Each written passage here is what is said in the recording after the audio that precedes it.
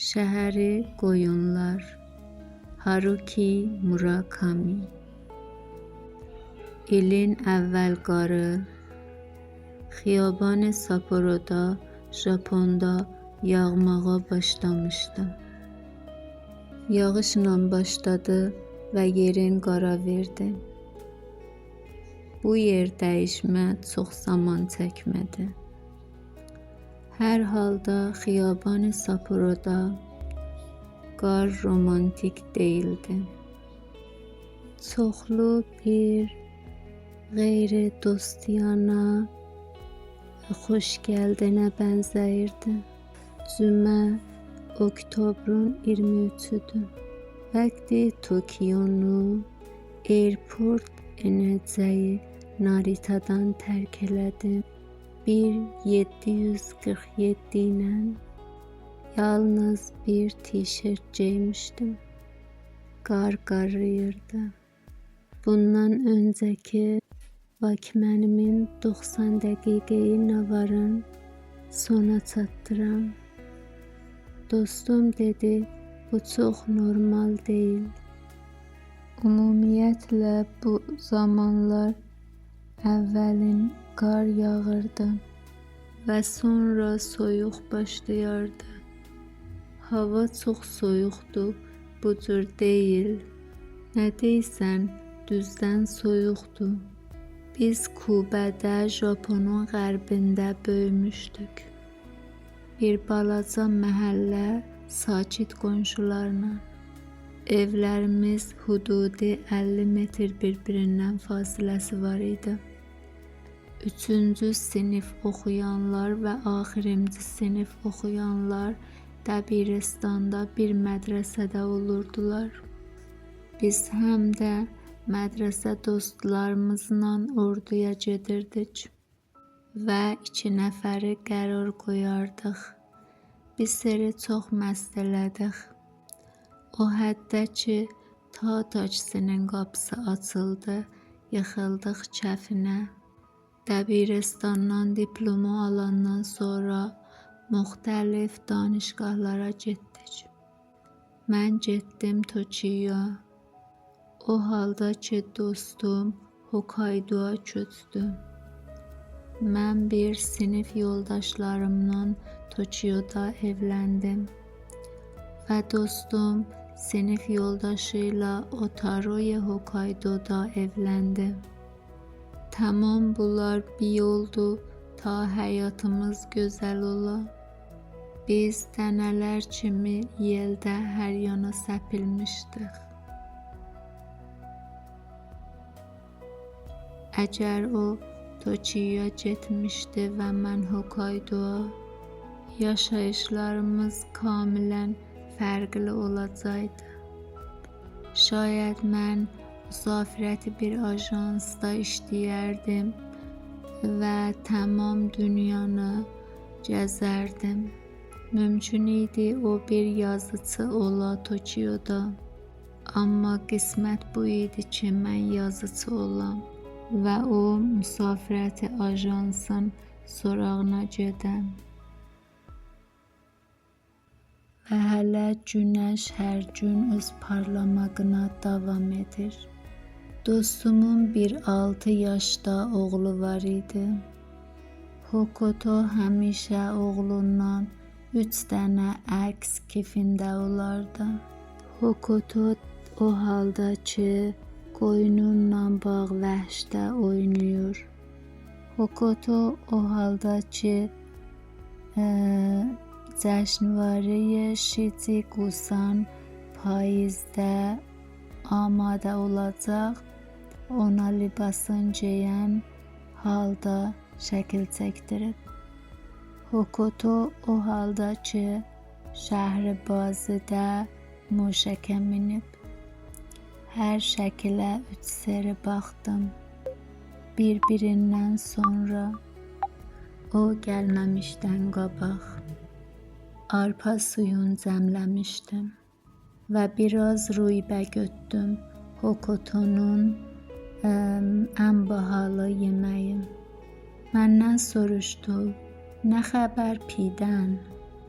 cavab verdim. Çox əladır. Elə bu günlər bir seri onu xiyabanda gördüm. Dedi təla qalıb və bir cavan qadınla yaşayır. Çiyu barədə bir xəbər ajansında işləyir. Dəhşətli xəbərlər də yazır. Təəccüb eləmədim və başqa nələr. Restoranın pulunu verdik və çıxdıq çöl. Yağış yenidən yağmağa başlamışdı. Soruşdum, de görüm təzəlikdə Kubiyə baş vurubsan? Yox, başım bulladı dedi. Çoxdandır baş vurmamışam, sən necə? Mən də yox, göylüm istəmir qaydam. Hə, təsəvvür eləyirəm, qonşular çox dəyişiblər. Biz Xiyabani Sapporoda 10 dəqiqəlik qədəm vurduk. Sürətlə hər nədən danışdıq. Mən hotelimə qayıtdım və o da balaca apartmanına. Mənlə qəribəlik eləmə, özündən müğayət ol. Sən də. Birdən-birə bütün nəzərlərim dəyişdi və bu həqiqətə pey apardım ki, yenə sabah bir-birimizdən 500 kilometr uzaqlaşacağıq. Günlər yenə də müxtəlif xiyabanlarda qədəm vuracağıq. Təsənnüi bir ehtiram bir-birimizə qail olacağıq. Çətin və əbəs işimizi stresli işçilər kimi idamə verəcəyik. Otelimin otağına ki qayıtdım, televizyonu işıqlandırdım və bir məhəlli bərnaməyə baxmağa başladım. Başmağımı çıxartmamış təxtdən yuxarıya getdim. Dudi balığımın sandviçini yeməyə başladım və həmin tor arpa suyun. Zehnimi buraxdım və təmərküzsüz səfiyə xirə oldum. Bir cavan qadın tutqun mavi rəngdə paltar geyinib və səfhənin vəsətində oturmuşdu. Durbin onun üstünə fokus eləmişdi və bir hərəkət qalmışdı, bir heyvan kimi. Durbinin zaviyəsi heç hərəkət eləmirdi. Ehsas eləyirdim, Godard'ın bir filmlərinə baxıram. Qadın dedi, mən təbliğat bəxşində Ar şəhərində işləyirəm. Qadın bir balaca ləhcəsi məhəlliyə bənzəyirdi və səsi əsirdi. Şayət biraz hirsli idi. Ar şəhəri balacadır. Tənha 7500 nəfər cəmiyyəti var. Heç bir məşhur adam bizim şəhrimizə gəlməyib. Pəs düşünmürəm ki, indiyənəcən adın eşidəsiz. Fikir elədim, bu çox pisdir. Bizim əsli işimiz əkinçiliklə maldavar saxlamaqdır. Düyü bizim əvvəli məhsulumuzdur. Amma bu əxirlərdə dövlət bəzi siyasətlərlə bizim işimizi çətinlikə salıb.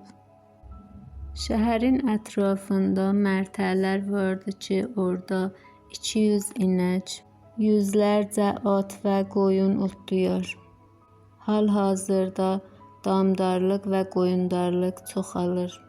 3 il idi qəşəng pişrəft eləyirdik. O qadının gözəlliyin şərh verə bilmirəm. 20 yaşı var idi. Gözündə bir dəmir firmli eynək var idi. O bir yaxçal kimi məyus gülürdü. Hələ də buna fikirləşirəm ki, o əcib idi. Durbin teknik qozarı ilə zəbt eləyirdi və buna israrı var idi. Qadın işığın qabağında oturmuşdu. Bizim hər birimiz də əgər o cür nurun qabağında dursaydık, hətmən heyrətəngiz nəzərə gələrdik. Şayət də mənim baxışımda idi o heyrət. 19-cu qarnda şəhrimizin yanında qızıl torpaq tapıldı. Pes biraz biz o ronağa düşmüşten lezzet aparırdık. Amma o qızıl torpaq aradan getdi və bu nabudluq və aradan getmək bais oldu neçə evlər dağıla və Kohistan çox çətin günlər keçirə. Doğrudan çox acı illər idi. Dudu balıq sandviçimin axır tikəsini ağzıma qoydum və arpa suyumun axır qulupu hamısını yudu apardı aşağı. Şəhrin mərdumunun cəmiyyəti nəzdik be 10.000 nəfər idi. Hər halda təzəlikdə o ailələr ki, əkinçiliği buraxmışdılar, müşkilatlara çoxalmışdı. O cür ki, çoxlu cavanlar şəhərdən getdilər və özümün çoxlu həmklasslarım şəhərdən köçdülər, getdilər. Amma onlar iki qaldılar, gözəl tərin işi şəhərlərini gördülər. O durbinə xirə oldu. Sanki durbin bir ayna idi ki, ayəndiyə tərəf yolu var idi. Nəzərə gəlirdi ki, qadın sanki mənə baxır. Bir yenə arpa suyu yaxçaldan götürdüm. Qapağını açdım və biraz içdim. Qadının şəhəri, balaca şəhrin təsəvvür eləməkdən qəmgin deyildim. Balaca qatar istgahı, vaxtı ki, qatar gündə 8 seri orada təvəqqüf eləyir. İntizar otağında balaca buxarı, bir balaca dairə yer ki, avtobuslar müsafirləri mindirsin. Şəhrin bələdçili nəqşəsi ki, yazılarının yarısı oxunmur. Həmişə bahar gülünün bəstəri və bir rədif dağ serçəsinin ağzı ağacı. Çirkli ağıt, yorğun həyatdan, mədrəsə uniformlarının təbliği və baş ağrı dərmanı, əsli və böyük xiyaban, amma az gəlgedinən. Bir niyazməndi posteri, Japoni vəkil müdafiələrinə, 3 mərtəbəli bina, cürvacür və xırtopert ləvazım satışı üçün. Bir balaca müsafirəti ajans, əkinçilik həmkarı, cəngəldarı mərkəzi və heyvanat yetişdirmə binası, şəhrin ümumi hamamı, tənha və qırışmış bir tüstü çəkən, boz tüstüsü ilə ki, şəhrin asmanında pəxş olur. Gərək sola dönə, əsli təqatıya çatmamış, 2 buluc aşağı tər, şəhərin binalarının bir salonunda, o yer ki, o öz mizinin dalında əyləşib, mütməinnən bir darıxdırıcı balaca şəhərdir ki, ilin yarısı qar ilə bürünür. O Təhrir mizinin dalında əyləşib. Biz istəyirik tezlikcə qoyunları zəddəfuni eləyən davaların pəxş konəndəsi olaq. Əgər əlaqəz var, kömək eləyəsiz, lütfən formu kamil doldurun və səbt eləyin. Burada Hotel Saporo'nun balaca otağında nagah mənə bir ehsas əl verdi ki, güya qadının həyatımla bir irtibatım var və onun vücuduna yaxınlaşmışam. Hər halda hər şey əldən gedib. Ehsas eləyirdim ki, qərzi paltarlar geymişəm ki, çox da əndazəm deyil. Rahatlıq hissi geçirmirdim. Elə bil ayaqlarım ciyə ilə bağlanıb. Düşündüm ciyəni bir küt təbərin tiğəsi ilə qırım. Əgər bu işi görməsəm, pəs necə qayıdım? Vəziyyətim pis olmuşdu. Hər nə cür oleydi, gərək tənabı qıraydım. Şayət də çox arpa suyu içmişdim. Şayət də bu hissimin dəlili qarın qarramasıydı. Hər şey ki ona düşünə bilərdim bu idi. Rəha olmuşdum vaqiyyətin qara səhnəsində. Şəhərim, qoyunları, indi gərək o qoyunların təzə davayla ziddi ufuni eləyə, mən də elə. Gərək qoyunlarımı qışa amadə eləyəm. Gərək quru yonca gətirəm və tankeri nəfti ilə dolduram. Pəncərələri tutam, sonra qış oralarda vel gəzəcək. Qadın televizyonda dedi, bu mənim şəhrimdir, düzdür calib deyil, amma mənim evimdir. Əgər istədiniz bizə bir baş vurun, biz istəyirik hər iş ki lazımdır sizə görək. Və buna bənzəyirdi ki birdən televizyonun səhvəsindən məhv oldum. Söndürdüm və arpa suyumun qalanını içdim. Buna düşündüm ki şəhərindən görüş eləyəm, şayad o mənə kömək eləyə bilər.